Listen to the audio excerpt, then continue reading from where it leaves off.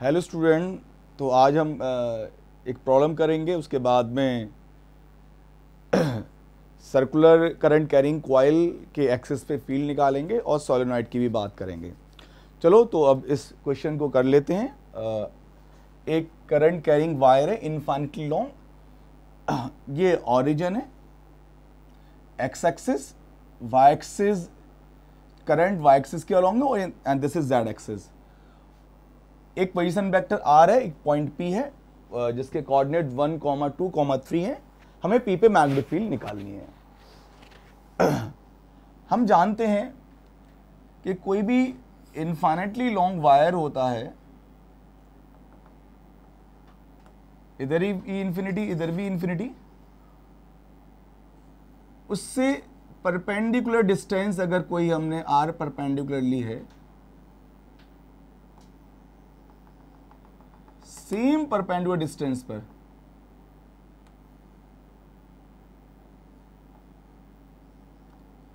ये P1 ले लें, ये P2 ले लें, ये P3 ले लें, तो अगर कोई करंट कैरिंग वायर है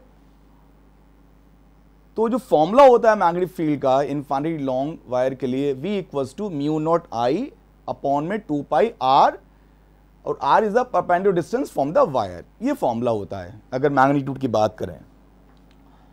तो यहां पर P1 की बात कर लें या P2 की बात करें या P3 की बात करें, क्योंकि ये सभी डिस्टेंसेस वायर से सेम है, सभी परपेंडिकुलर डिस्टेंसेस सेम है, तो मैग्नेटिक फील्ड इन सब पे बराबर होगी। और हम जानते हैं ये होती है mu not I upon 2 pi R perpendicular. इस कॉन्सेप्ट को हम यूज करेंगे। अब देखिए इस क्वेश्चन में क्या है,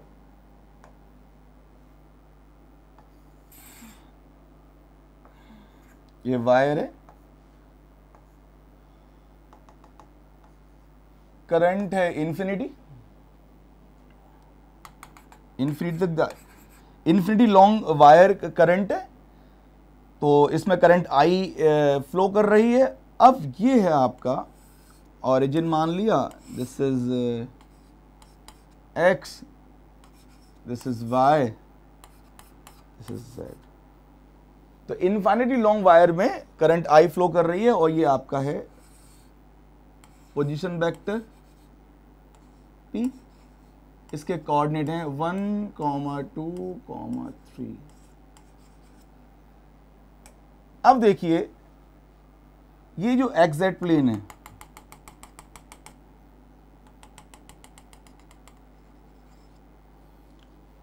तो ये XZ प्लेन है, क्योंकि ये जो P है, तो जो R वेक्टर है वो तो परपेंडिकुलर नहीं है वायर के लिए, इसलिए हमें करना क्या होगा, इस P पॉइंट का प्रोजेक्शन लेना होगा। तो प्रोजेक्शन कैसे लेंगे, हम डालेंगे एक परपेंडिकुलर,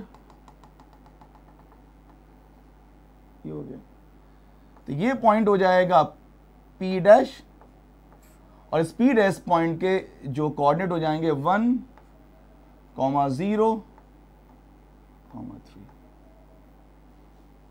XZ प्लेन पे, XZ प्लेन में Y 0 होता है। अब मैं बात करता हूं इस वेक्टर की। ये जो वेक्टर है, इस वेक्टर को मैं बोलूंगा R परपेंडिकुलर,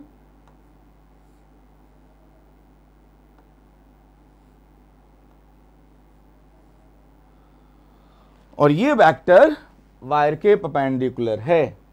जो R परपेंडिकुलर वेक्टर है इस वायर के परपेंडिकुलर है। तो आप चाहे ये इस R परपेंडिकुलर यहां पे लेके जाओ, तो ये भी क्या होगा, this is also R perpendicular vector.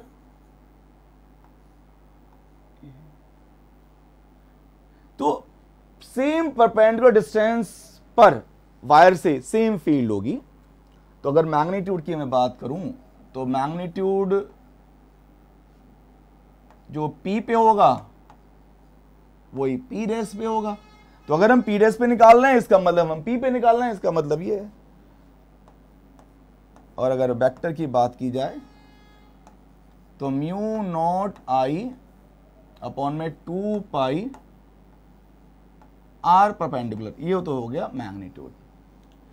Direction मैंने बताया था, डायरेक्शन निकालने के लिए क्या करते हैं, L cap cross R perpendicular cap. ये एल कैप क्या है, unit vector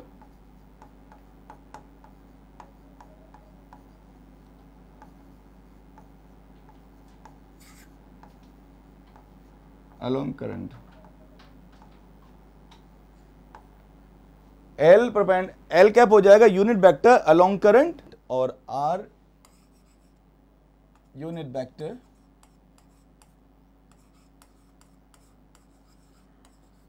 perpendicular to L cap. अब देखिए, अब हमें आर परपेंडिकुलर वेक्टर निकालना है। ये ओरिजिन होगा 0, 0, 0, और ये हो जाएगा 1 minus 0 I cap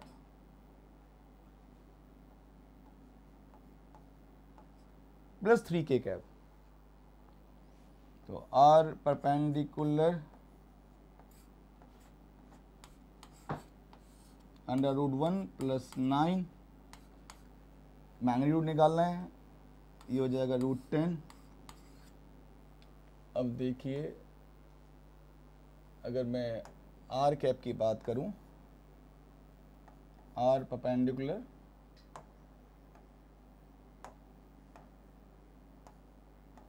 this is R perpendicular vector upon, ये हो जाएगा आई कैप प्लस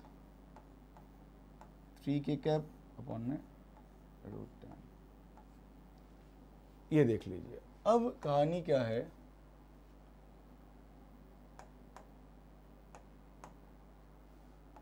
अब फॉर्मूला लगा देते हैं, बी पी बराबर म्यू नॉट आई 2 पाई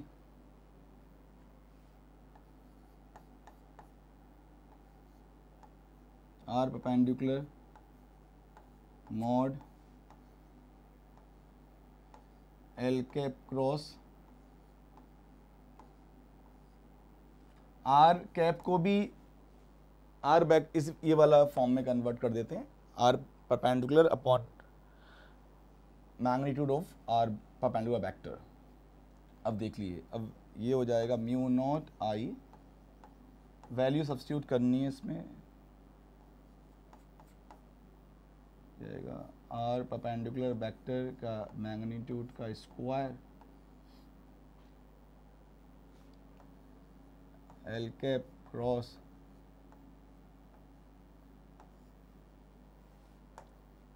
अब ये इसमें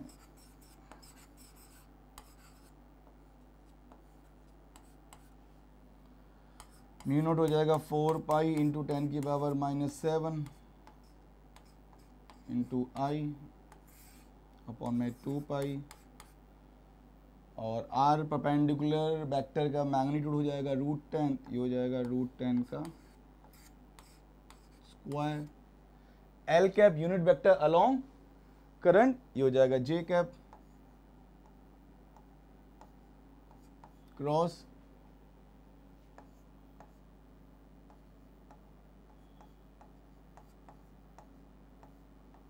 ये हो जाएगा। अब इसको सिंप्लीफाई कर लेते हैं,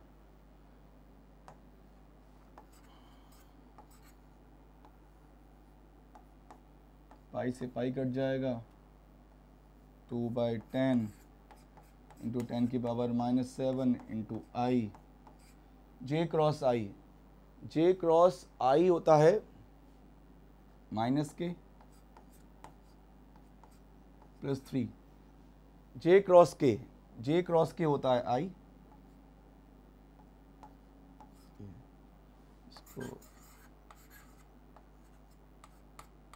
तो 2 इंटू 10 की पावर -8 आई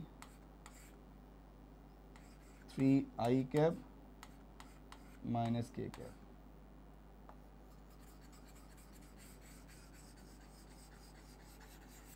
ये मैग्नेटिक फील्ड हो जाएगी। तो एक बार एक्सप्लेन और कर देता हूं। हमें P पे फील्ड निकालनी है। P के कोऑर्डिनेट 1, 2, 3 हैं, वो ओरिजिन है।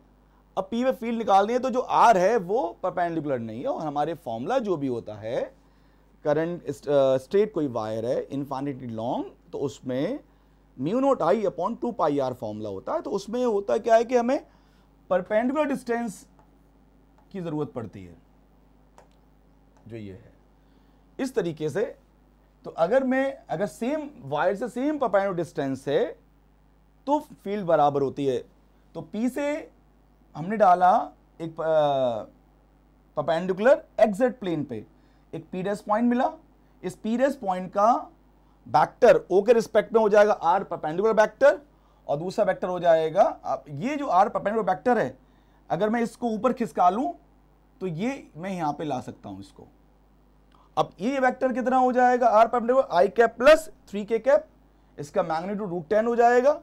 इसको अलॉन्ग हमने यूनिट वेक्टर भी निकाल लिया।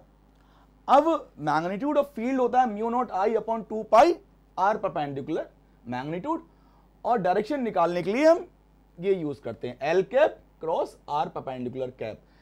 L cap is a unit vector along current, और R perpendicular unit vector perpendicular to L cap. अब इसमें हमें सब्स्टिट्यूट करना है वैल्यूज को। फिर हमने ये करा, ये फॉर्मूला यूज किया। अब मैंने R कैप को भी R vector upon its magnitudes, सही है ना, तो R कैप की भी वैल्यू सब्स्टिट्यूट कर दी, तो नीचे देखो R परपेंडिकुलर का स्क्वायर बन जाएगा। अब तो इसमें वैल्यू सब्स्टिट्यूट करनी है, म्यू नॉट की, R परपेंडिकुलर की, L कैप करंट किसके अलोंग है, Y एक्सिस के अलोंग है, तो दैट्स वाई J कैप है, R परपेंडिकुलर निकाल लिया है। इस तरीके से इसको सिंप्लीफाई किया, ये आपका आ गया। हेलो स्टूडेंट्स, तो आज हम निकालेंगे सर्कुलर करंट कैरिंग कॉइल के एक्सिस पे कोई पॉइंट है, वहां पे मैग्नेटिक फील्ड। अब देखिए हमारे पास एक सर्कुलर कॉइल है, इसकी रेडियस R है, इसके सेंटर से डिस्टेंस x पे एक पॉइंट P है, यहां पे हमें मैग्नेटिक फील्ड निकालनी है। इसमें करंट I फ्लो कर रही है। हमने पहले भी डायरेक्शन कैसे निकाली जाती थी उसके बारे में बताया था कि जिधर करंट के अलोंग अगर हम अपनी राइट हैंड के फिंगर्स को कर्ल करा लें तो थंब जो है हमारी फील्ड के अलोंग पॉइंट करेगा। तो अगर हम बात करें कि करंट अगर इस टाइप से फ्लो कर रही है तो मेरा जो थंब है इधर पॉइंट कर रहा है, तो P पे नेट मैग्नेटिक फील्ड एक्सिस के पैरेलल हो जाएगी। अब इसको निकालने के लिए हमारे पास क्या है, बायो-सैवर्ट लॉ। बायो-सैवर्ट लॉ हमें किसी करंट कैरिंग एलिमेंट की फील्ड बताता है, उसका फॉर्मूला ये है dB म्यू नॉट अपॉन 4 पाई IDL cross R upon R cube. अब हमने क्या करना है, इस पूरे करंट कैरिंग वायर को छोटे छोटे एलिमेंट्स में ब्रेक करना है। अब इन छोटे छोटे एलिमेंट्स में हमने इसको ब्रेक कर लिया, उसमें से एक एलिमेंट, बहुत सारे एलिमेंट्स होंगे, एक एलिमेंट हमने टॉप पे लिया, तो ये आइडियल एलिमेंट है और ये तुम्हारा R वेक्टर है। इसको आप ऐसे एज्यूम कर सकते हो कि जो एलिमेंट आइडियल है वो बाहर की तरफ आ रहा है, आइडियल बाहर की तरफ जा रहा है, और जो नीचे वाला एलिमेंट है वो आइडियल अंदर की तरफ जा रहा है। तो ये आइडियल बाहर की तरफ है, आइडियल अंदर की तरफ है, ये R है। अब इस एलिमेंट की वजह से जो फील्ड हो जाएगी उसकी डायरेक्शन की बात कर लेते हैं। ये आइडियल है, ये R है, तो इसको फील्ड को समझने के लिए हमने मान लिया कि एक एलिमेंट ये है, इसकी ये करंट एलिमेंट आइडियल है जो बाहर करंट जा रही है, और ये है तुम्हारा R वेक्टर, ये R वेक्टर हो जाएगा। तो इसने एक प्लेन फॉर्म किया, एक प्लेन फॉर्म किया। तो अब मैं डायरेक्शन की बात करूं तो आइडियल पे हम हाथ रखेंगे, आइडियल क्रॉस R, अपने थंब को R की तरफ ले जाऊंगा, जो थंब है अपने फिंगर्स को अगर मैं R की तरफ ले जाऊंगा तो मेरा जो थंब है इस प्लेन के परपेंडिकुलर बता रहा है, तो थंब इस प्लेन के परपेंडिकुलर है, तो dB की जो डायरेक्शन होगी, dB जो होगा वो क्या हो जाएगा, इस प्लेन के परपेंडिकुलर, dB इधर आ जाएगा। सिमिलरली अगर मैं कोई एलिमेंट अंदर की तरफ लूं तो अंदर करंट एलिमेंट मेरा ऐसे हो जाएगा अंडर बोर्ड के अंदर, और ये R हो जाएगा। तो इस तरीके से अगर मैं आइडियल पे हाथ रखूं और फिंगर्स को R की तरफ लेके जाऊं, ये आपका ऐसा हो जाएगा, तो मेरे पास जो मेरा थंब होगा फिर वो R के परपेंडिकुलर हो जाएगा, इस टाइप से देखो, तो ये क्या हुआ, आइडियल अंदर की तरफ ये आर हो जाएगा, आइडियल क्रॉस आर। तो डीबी जो है वो अगेन आर के परपेंडिकुलर है। अब इनफैक्ट जो डीबी है वो एक कोन के सरफेस पे रोटेट करेगा, सरफेस पे रोटेट करेगा।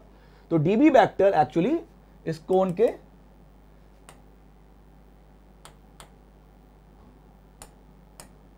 के सरफेस पे ऐसे रोटेट करता जाएगा, ये इस टाइप से,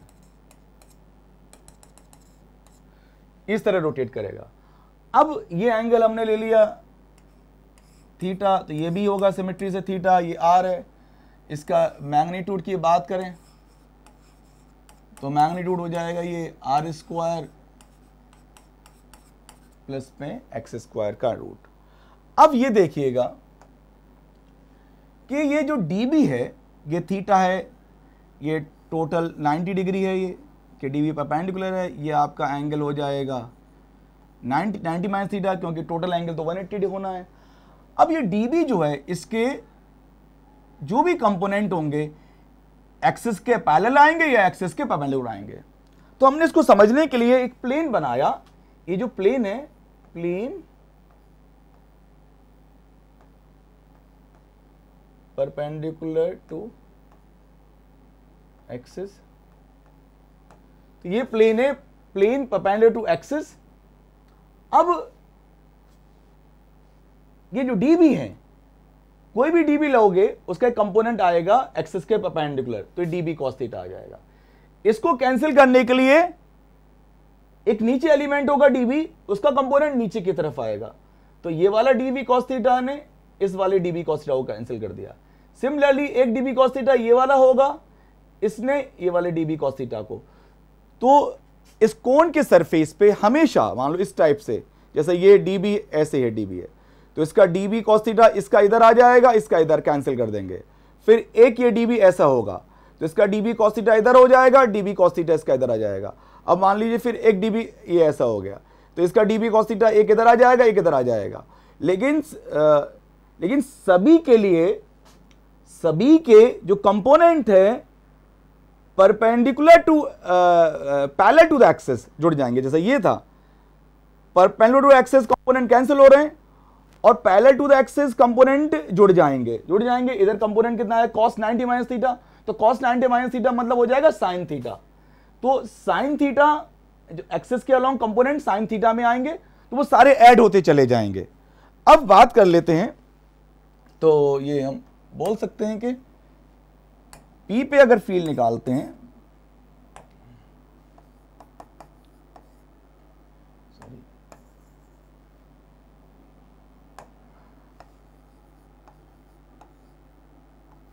net field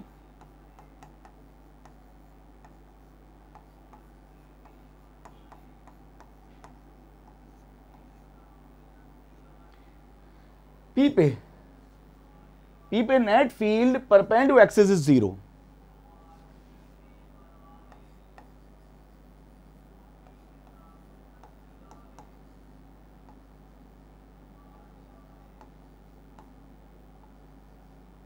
due to symmetry क्या हो रहा है,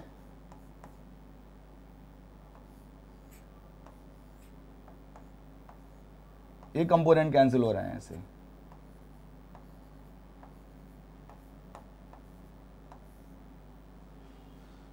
तो P पॉइंट पे नेट फील्ड एक्सिस के परपेंडिकुलर कितनी है, 0 है। हम बात करते हैं अब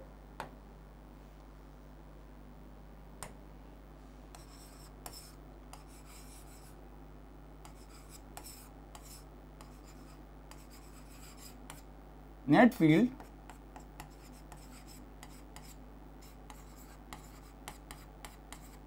पैरेलल टू एक्सिस। ये नेट फील्ड क्या हो जाएगी, तो जितने भी एलिमेंट्स हैं डीबी के, उन सबके कंपोनेंट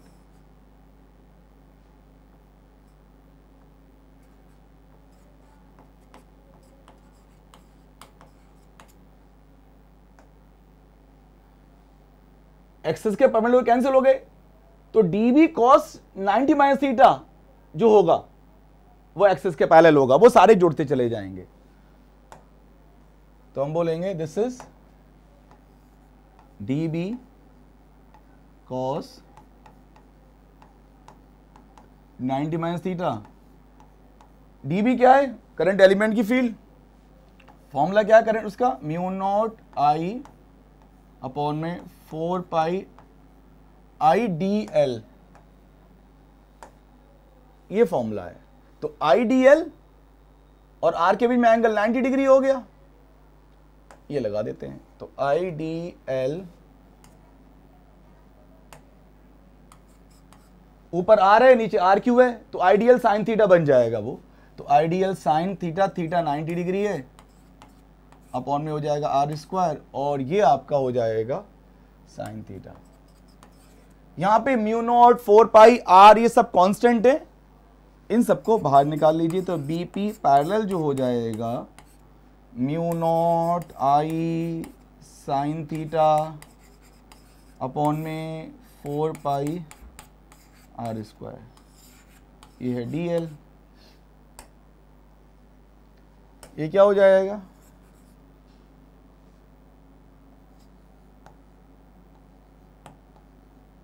पेरीमीटर ऑफ रिंग, जो कि 2 पाई आर होगा।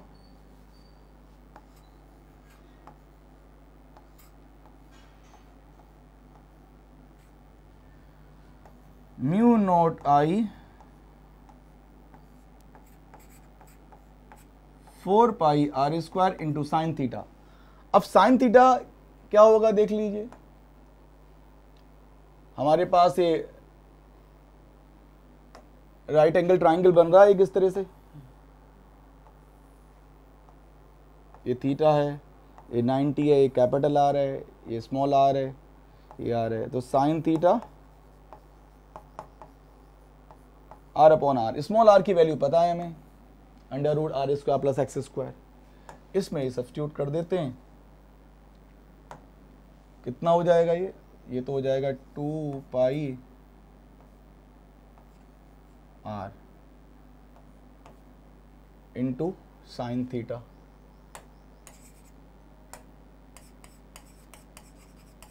इसको सिंप्लीफाई कर लेते हैं, तो बेटा ये हो जाएगा mu not I R sine theta is R upon R, upon में हो जाएगा पाई से पाई कटेगा, ये हो जाएगा 2 आर स्क्वायर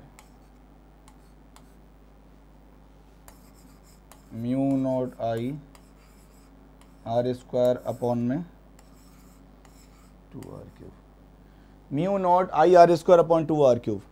स्मॉल आर की वैल्यू अगर हम इसमें सब्स्टिट्यूट कर दें तो mu not I R square upon में twice R square plus x square की पावर 3/2।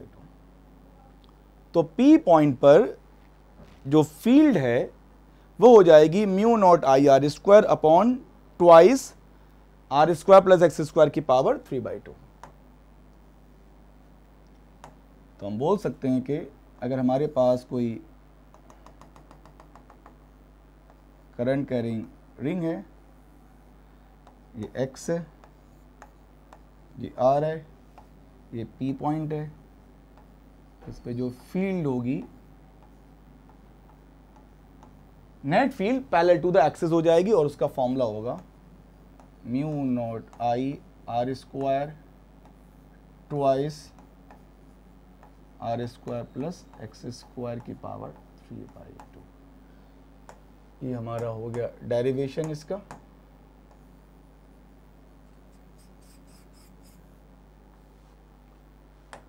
अब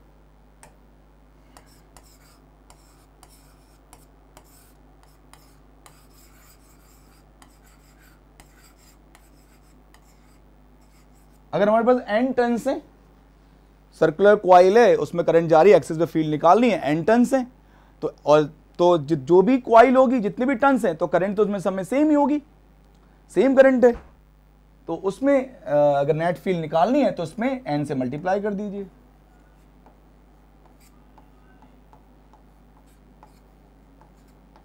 n I R square twice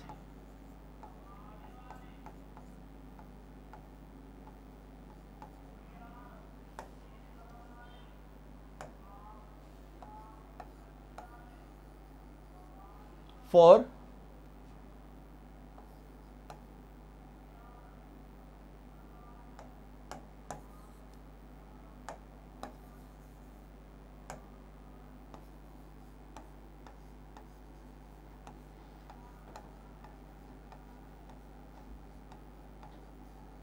at the center of coil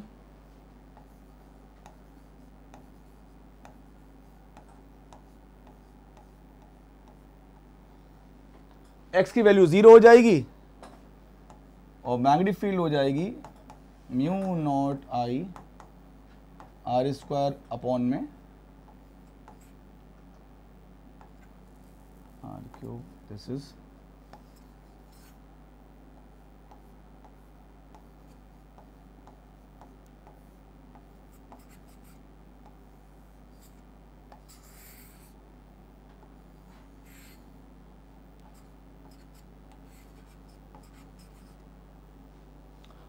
और अगर हम कहें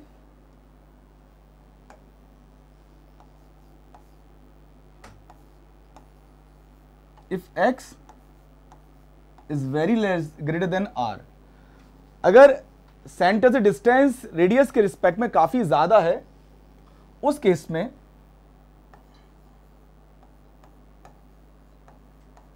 mu not an I R square upon में twice R square plus x square की power 3/2। तो x अगर बहुत ज्यादा हो जाएगा तो ये इसको मैं ये एक्स क्यूब बन जाएगा, क्योंकि R square plus x square approximately x square के बराबर हो जाएगा, उसका क्यूब हो रहा है, तो ये चीज़ बन जाएगी mu not an I R square twice x cube, ये हो जाएगा।